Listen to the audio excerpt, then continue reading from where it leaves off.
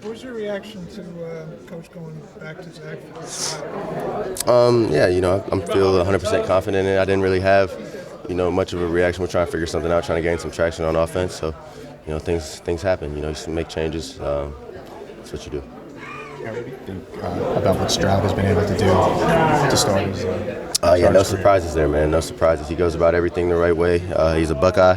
We have a process while you're at Ohio State of, being detailed and just a way that translates to this level. And I think you're seeing that with CJ. But I mean, he's a special player, a special person. You can see the way he can command a room. It's really special, and you're seeing that with the way he started his career. And I feel like he's at the lowest it'll keep growing, man. He's got a lot to keep building on, which is probably the best part about it. Jeff Ulbrich talked about how he thinks CJ is like the most poised rookie quarterback he's ever seen. Was that something that he always had in your play? Yeah, man. I mean, he's always in control. He's his feet is always in tune with when he wants to throw. It's something that he drills at so hard, though. So it's no surprise, man. It's stuff like that happens. You just resort back to your training. That's all it is, man. He's a great trainer. The way he goes about practice. And it's no surprise, it's no secret to how to get to it, but he's gone about things the right way, man, and he's reaping the benefits now. You sick of the rain games yet? I am. I'm very tired of the rain games. Yeah, I think I've had like over 60% rate of rain game when I'm here. So tough. Do you do anything differently in the rain versus when it's sunny or indoors? Like what changes? More body catches. Your feet, you try and make sure you're really controlled with your feet and let them fall. That's like the mindset. If I can be really good with my feet, really clean, and let them worry about the rain, because we're both dealing with it. So it's just, how can I be better than the next guy? You just got to be extra detailed. You can all of a sudden drop a ball that you have no clue how you dropped just because you took your eye off of it. So just things like that.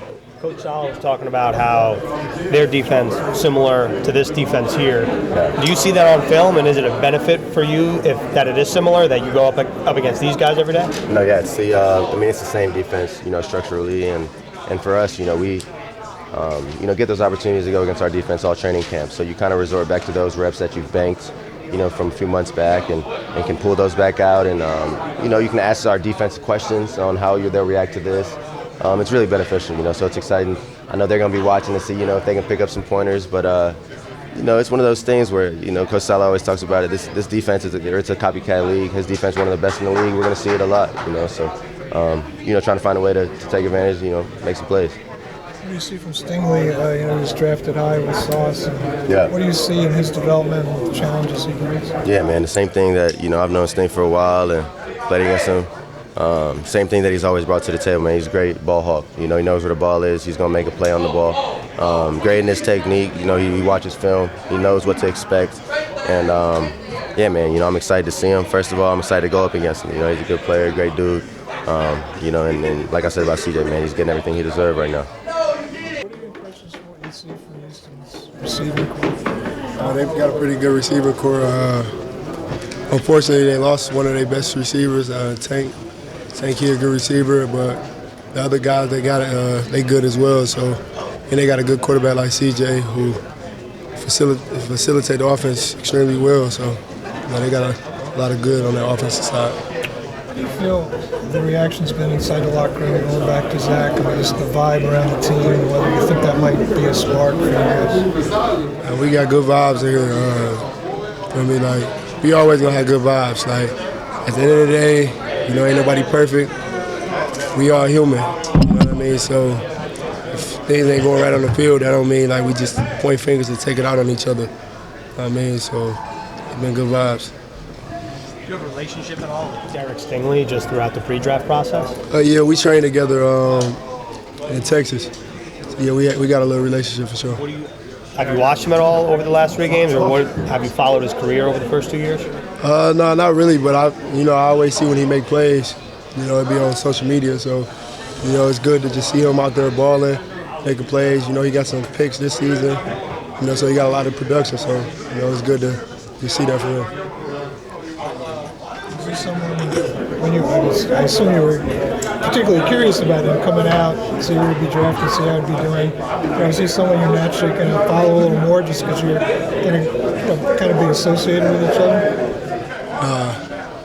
If I see him, it's because I see him and I admire what he do. You know what I mean? It's not one of those things like just because he was drafted before me or just because we was drafted right with each other. It's one of those things that he's somebody I watch more. Like I focus on me. I mean, so like I said, it's good to see him doing what he's doing on the field for sure. You know, because he a baller. You know, he make plays. Been doing this since college, but you know, I ain't the type to keep tabs on somebody else. I mean. How do you stay focused on some of these games where you're not getting a lot of action? I know you're used to it, but what do you have to tell yourself mentally when the ball's just not coming to your side? Every play, I just feel like the ball gonna come. Just that play, because the moment you get to thinking the ball not gonna come, that's when it comes. So, you know, I stay focused. And like, corner is a unique position. Like, you could put a lot of good plays on film, even if the ball not coming your way. So, it's different than like receiver or I don't know, some other positions, but I could always make a highlight every single play. You tweeted out something about the Pro Bowl voting. I'm just curious, since we've got you right here, what is your take on that, considering the way some of you guys have played and the fact that it's not there with the fan votes? I mean, that's fine. I mean, I know what we do in the secondary. I know other fan bases, they don't like me like that because of like what I do on the field to their favorite receivers and to their fantasy football or whatever they be tweeting and at me on Twitter about. I'm not really into fantasy, but I know that they parlays and stuff like that. That's what I meant, the parlays and everything. So, you know, it just is what it is. But you know, it ain't all about like Pro Bowl votes and everything. Like, of course, it's good to go to the Pro Bowl. I would like to go again, but at the end of the day, I enjoy just being on the field with my brothers. You know what I mean? You like other teams' fans not liking you? Yeah, I do like that. Like, I kind of knew it was gonna be like that when it came to like the fan voting, because I feel like last year it was kind of similar, but other fan bases like they was rocking with me heavy still. Like, but it's like now, because you gotta think I came from Cincinnati, so when you in the little pre-draft process, they like, oh yeah, he's gonna be like the underdog, this and that. But then when you get in New York and you making plays, it's like I'm making plays and I was the underdog they said I was gonna be, but now they don't really like when I get to making plays. But that's just how it is. It's always like that. You know what I mean? You got guys like Woolen. You know, anytime I get on Twitter, I see negative stuff about all of us. But it's like he was a fifth round draft pick, and he was making plays like a first rounder. And people were saying he was the underdog. But then when he get to making plays, then it's like as if they didn't expect him to make the plays he making. You know what I mean? So it'd be like that.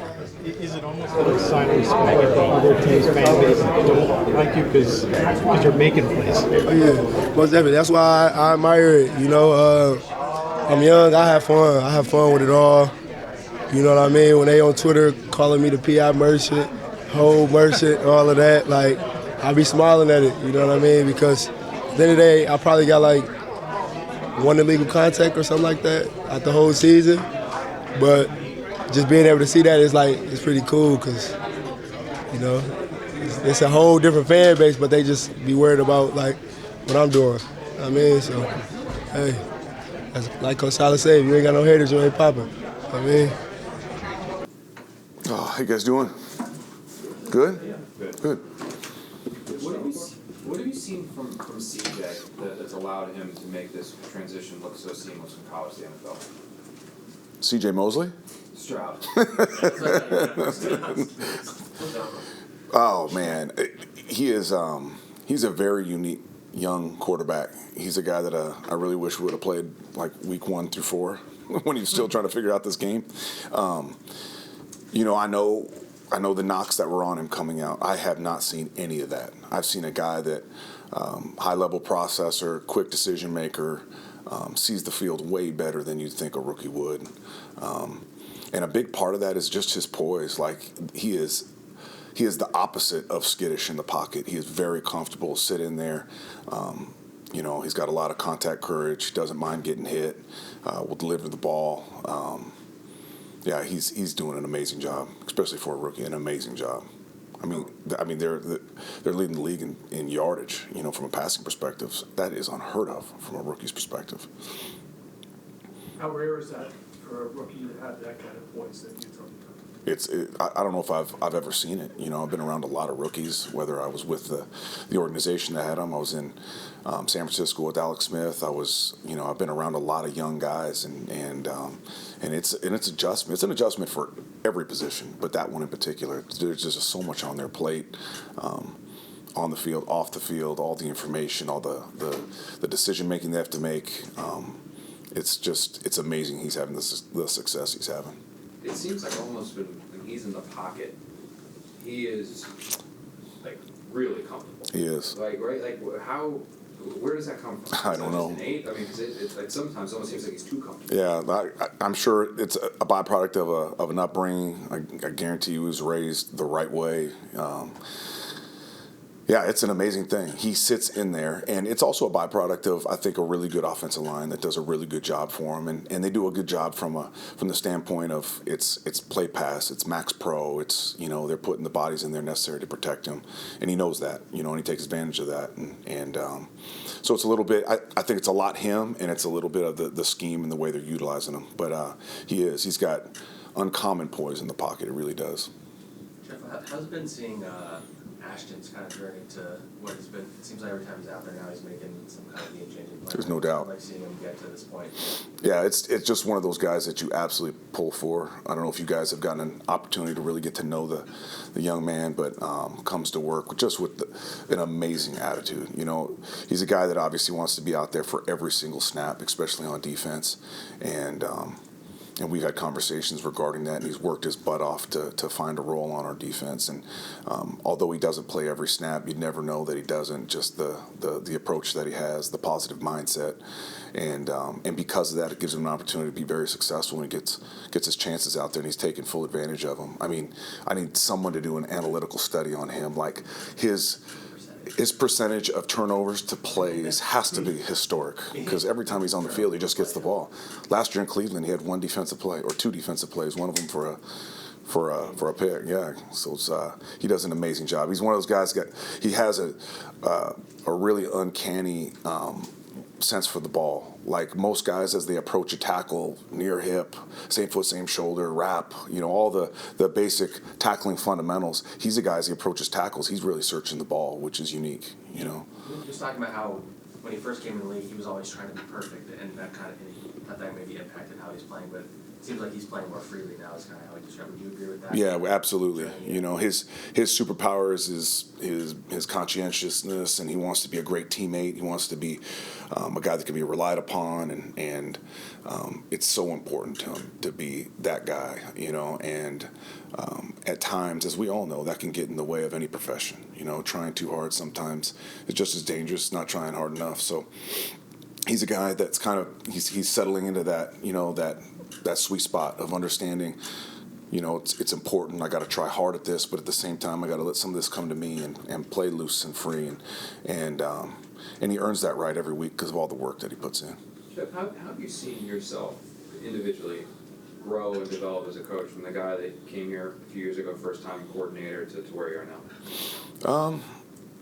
Obviously, I've learned the game. I think being in this organization, being around guys like Robert Saleh, being around guys like Tony Oden, Marco Emanuel, Mike Rutenberg, this entire defensive staff, Aaron Whitecotton, they've all taught me an immense amount of football, and at the same time, I've just observed, and offensively, just the approach of how to teach, how to motivate, how to connect to people, and it's just something that I'm constantly pushing myself in all those phases to get better at, So I'd like to say that I've improved in all those facets, but that's probably a better question for others. I think because, quarterbacks reign supreme, so I think as long as quarterbacks you're going to have offensive coordinators, and offensive minds are always going to be the hot shots that you look for when the head coaching cycles come around. But we've seen the last couple of years defensive-minded guys really start to get some attention. Robert, obviously, right. Nico, some other guys.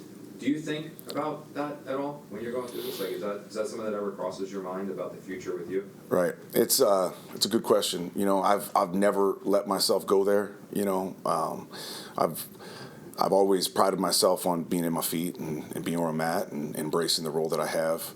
But I'd be lying to you if I didn't say there's times where I've thought about it. You know, I played a long time in this league, and now I've coached a long time in this league, and with that comes a lot of experience. And it's funny because, you know, I've never thought of the big picture, the global picture that a head coach might look at things at. But I'm starting to look at the game in that way, and really, I think a big part of that's been around some amazing leaders and people within this organization that have really helped push me in that way and made me think that way. And my vision of what I would like to do if I were ever given that opportunity is becoming very clear. So I'm very happy where I'm at. Love working here, and I love the role that I'm in. I love the defense that we have, and I love working for Coach Saul and Joe Douglas and Woody Johnson, this organization. But there's a small part of me that is letting my brain entertain that at times. Robert, obviously he's a defensive coach, like you were saying. He's called plays before, but his whole thing was giving you guys the keys to, you know, Nate run the offense, you run the defense. Brant's how much did having that freedom, how much has that meant to you? It's huge. Yeah, it's absolutely huge. You know, most guys that get their head coaching opportunity, you know, they had a specialty on one side of the bar or the other, and typically they hold on to those reins as far as controlling their side of the football. And Coach Saul has done an amazing thing for me in that he's let me call it here. He's let me game plan here. He's let me do all those things, and it's really helped my growth and my ability to become the defensive coordinator that I'm constantly trying to become. You know, and it's rare, and I acknowledge and recognize that, because most head coaches, they don't do that. They don't give you that opportunity, and because of that, I think your development can only go so far if you're not given the reins, you know, of your side of the ball. So, so grateful that he has done that for me. There's an obvious connection between Derek Singler and Sauce having been pick apart. Right. Did you guys do any pre-draft work on him, and what have you seen that's made him so good this year? Without a doubt, yeah, he's an insanely talented player. You know, we had I still remember going back. Obviously, we did a lot of work on Sauce, and very happy with that pick. And in my humble opinion, we got the guy that we wanted. You know, but at the same time, I remember being so excited about Stingley as well. You know, we were able to access some of his practice tape, and to see the one-on-ones I remember between him and Jamar Chase and Justin Jefferson was just something to behold, because he absolutely held his own, and in fact probably won more battles than he didn't. You know, so both guys we were extremely excited about, but definitely we got the guy that we wanted. Is there anything that has to change defensively now that Adrian Amos is on that Houston defense? He can potentially give some of the stuff that you guys worked on here. Yeah, I mean, there's little things, but it's things that we do anyway. A lot of times you'll play teams that are familiar with you from a coaching perspective, sometimes from a player's perspective, like we have this particular week with Amos. But it's not a whole lot, you know, like hand signals, maybe a little bit of verbiage, but not much. Nate, what gives you reason to believe that it'll be better this time around with Zach? You know, we want to give him a lot of different opportunities, and I think those opportunities out there, and we want to continually give him those. I think that he's had, you know, the 2 weeks off to recenter himself and learn and continually grow. I think that when we look at it, you know, from the very beginning of this season, the whole idea was for him to be able to sit back and learn from Aaron, and I think that those 2 weeks are something that he was able to do. What did you see from him during those 2 weeks?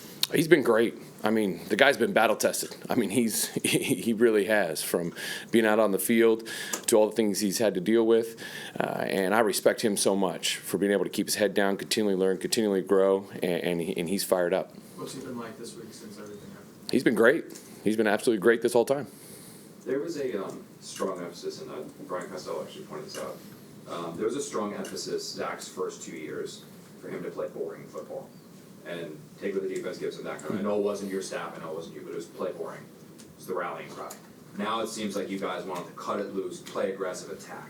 How hard is it to go from maybe having one thing put into his head for a couple of years to now be like, no, go back to being aggressive? That's a great question. Whenever you look at somebody that's been in a system for 2 years and then transitioning to another one, there's always a learning curve because there's philosophies, there's drops, there's mechanics, there's footworks, there's protection calls, total change of verbiage. There's so many things that you go through. So I think for him, there is a bit of a transition. I don't know how it was in the past. I know ours, and I think that he has grown. We saw some great improvement early in the season, and the idea is to just get him back there so he can cut it loose. We always want to be aggressive, and I think that's something that we're always going to push on him. How hard is it for a quarterback then, because he struggled with turnovers a lot earlier in his career, where now it seems like you don't want turnovers, obviously, but it's almost like if you're being aggressive and you're pushing it, sometimes taking that chance is okay. It's okay to risk it because the risk outweighs, or the reward outweighs the risk. No, another good one. I think that whenever you look at a play call, there's an intention to what you're trying to gain, and you're taking a shot. You're throwing the ball down the field, or you're trying to just simply get a completion. So the idea is to understand why we're calling the play, what we're trying to attack, so then you can be aggressive to that shot and know when it's a one-on-one matchup and you're going to give your guy a chance. And if it's not there, you get something different, that's when you end up getting to a completion. So I think that's just understanding all those intentions are what help people understand. So you can be very, very aggressive in the play calls. It might not look that way because the defense gave you something else, or there was some other look, or somebody fell down, or you had to improvise. So I think that for him, it's just continuing learning about the intention, understanding when you can be aggressive, and when it's taken away, finding an efficient play. Going back to last week against Atlanta, there were a lot of plays where it seemed Garrett was open or had at least a couple steps on his man, and he only had, I think it was around 3 catches. How do you, as a coordinator, sort of plan your offense around getting the ball to your top receiver, but then if that's not happening, make sure that he's focused on preparing for his next opportunity? I think every week we go into it, we want to get our playmakers the ball. We've, with Brees, with Garrett, Zay. I mean, he's definitely starting to step up now. There's always guys you want to try to get the ball, and you design everything for that. And as long as everybody's communicating, talking about everybody understanding the intention, not just a quarterback like we talked a second ago. It's everybody understanding that and giving more of those. Having him, get open as many times as we possibly can. So I think that we just continually push that, show that, teach that, and continually take shots to him. You've known Tim a few years going back. How do you feel? What was your reaction to him being released?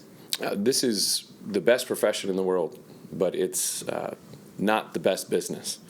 And unfortunately, it's part of the business, and it happened. Obviously, everyone knows how I feel about Tim. I love him. I wish him the best, and that's just part of how things work. So it's unfortunate, but we have to move on. We got to score some points.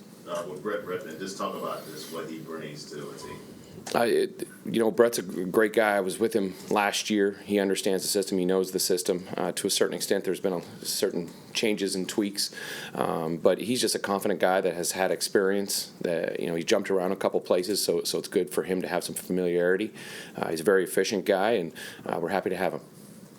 You had Dalvin going pretty well last Sunday, and I'm just kind of curious in terms of obviously you're still trying to figure out how to use him, working it in with Brees, but he had a really good stretch there, and then you took him out, and then you started stalling again. Nothing against Brees at all, but what is the dynamic there in terms of, because if the layperson sits there and watches, and why don't you just keep doing it because it's working until it's not going to work, right? I mean, that's what the football fans sitting in the stands looking at, right?